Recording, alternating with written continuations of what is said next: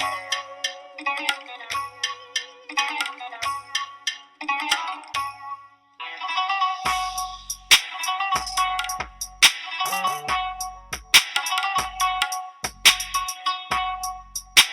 back, young scholars. This is the third and final video on Dar al Islam.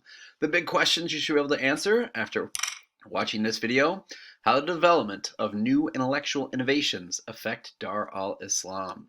In the period before 1450, Arab scholars are going to develop a number of very important innovations. One of the main locations where Arab scholars would come together and gather is in the city of Baghdad during the Abbasid Caliphate, at this House of Wisdom. It was a library and research center located in Baghdad that produced a number of very important innovations in world history. You had scholars from all the way across the empire, coming from North Africa, coming from Persia, meeting together at this central location in Baghdad and engaging in a lot of very important scholarship. One of the major innovations that is not developed for the first time at the House of Wisdom, but that is improved at the House of Wisdom, is called the astrolabe, and it's going to become very important in our subsequent period, as we're going to see a lot more maritime navigation, and they're going to need this device that was first developed in Greece and then improved upon in the Islamic world. And we're going to see that theme played out a lot. We're going to see a lot of classical Greek and Roman ideas and text that were translated into Arabic. Here we see an Arabic text showing Aristotle teaching Alexander the Great. Here we see a Greek botany text about some plant. We can see it was translated here into Arabic. Take a look at these. We've seen this before. These are our number systems. Now remember, our numbers were first developed by Hindus in India, and later that number system, which includes this concept of zero, were used by Arabic scholars, and then later that number system would spread to other places, including China and Europe. And so Arab scholars made a number of advancements in mathematics and astronomy. Here we see an Arab mathematics text, and you can see this word right here: algebra. Yes, this is the book on calculation by completion and balancing by the man who essentially developed algebra, al-Khwarizmi. So Arab scholars, this is prior to 1200, they developed more advanced mathematics, including algebra. In the period after 1200, the period that you're most responsible for, they also developed a number of other advancements in mathematics, including trigonometry. There was a great Persian polymath. A polymath is someone who is essentially a genius and knows a whole bunch of different subject areas, including science and mathematics. His name was Nasir al-Din al-Tusi, and he is going to develop the foundations for trigonometry.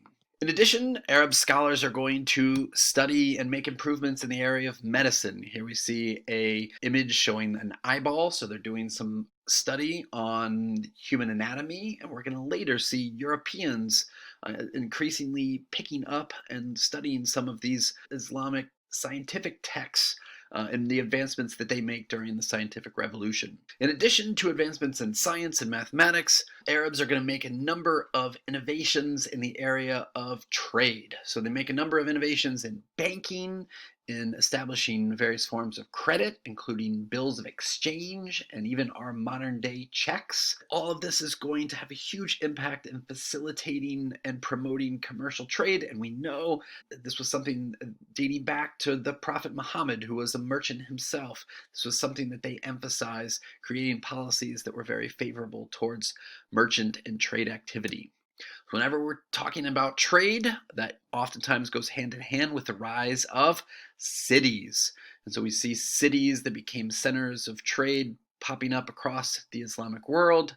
So trade leads to the growth of cities like this one. And I want you to be familiar with Cordoba, which is in the modern day country of Spain. By the time we get to 1200, the Spanish are starting to push Muslims out of this Iberian Peninsula to North Africa as part of a movement called the Reconquista.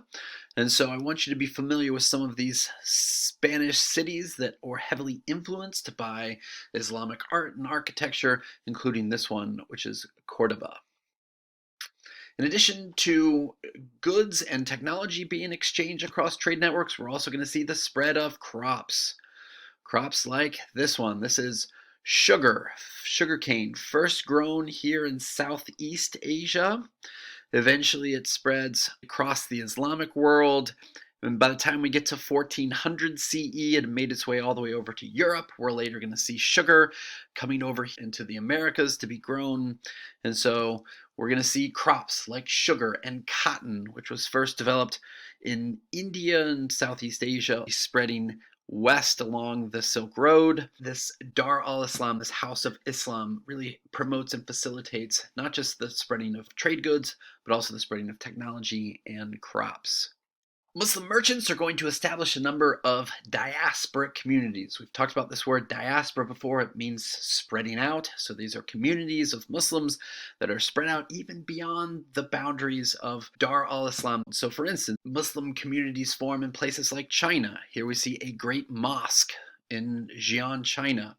And notice the architecture is heavily influenced by East Asian classical Chinese architecture, but this is a mosque, so it's a good example of that concept of syncretism, the blending of various cultural traditions. We can see it especially in Islamic architecture with the variety of mosques that are produced across the Islamic world. When it comes to Islamic social order, I want to talk a little bit about gender roles. And this is a passage from the Quran. The believing men and believing women are allies of one another. They enjoin what is right and forbid what is wrong, and establish prayer and charity, and obey Allah and His Messenger. And the thing that I want to point out here is this use of the believing men and the believing women are allies of one another. So you read a passage like this, it suggests that according to the Quran, men and women are equal spiritually. Both men and women can have a relationship with God. There's no difference in terms of gender. Additionally, some Muslim women, especially Sufi women, exercise greater academic and spiritual freedom. We talked about how in the major world religions like Christianity and Buddhism, women had some additional freedom and opportunity provided to them to serve as nuns, for example, in Buddhism and Christianity.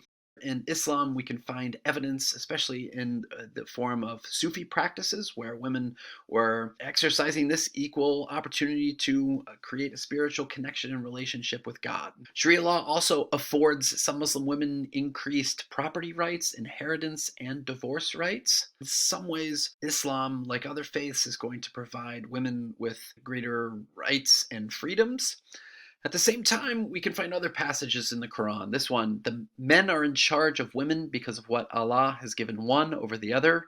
Righteous women are devoutly obedient. So I think it's fair to say that there are sections and references in the Quran and the Hadiths that reinforce that force of the patriarchy. And this is not something, again, that's unique to Islam. This is something that is found in Christianity and Buddhism and Hinduism. We see language like this in Confucian text, which places the husband above the wife, and the wife is to be obedient. We see this in Islam, especially in the practice of polygamy, where men were permitted by law to have multiple wives.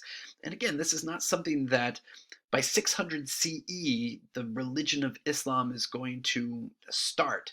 This is a practice, polygamy, the marrying multiple wives, that had taken place prior to Islam even coming into existence in this area. And Islam comes in and in some ways reinforces, although there's some controversy around this, reinforces this practice of polygamy. One of the important figures in the Islamic world that I want you to be familiar with is a great Moroccan traveler named Ibn Battuta. He is going to travel across the Islamic world, across Dar al Islam in the 14th century, so the 1300s.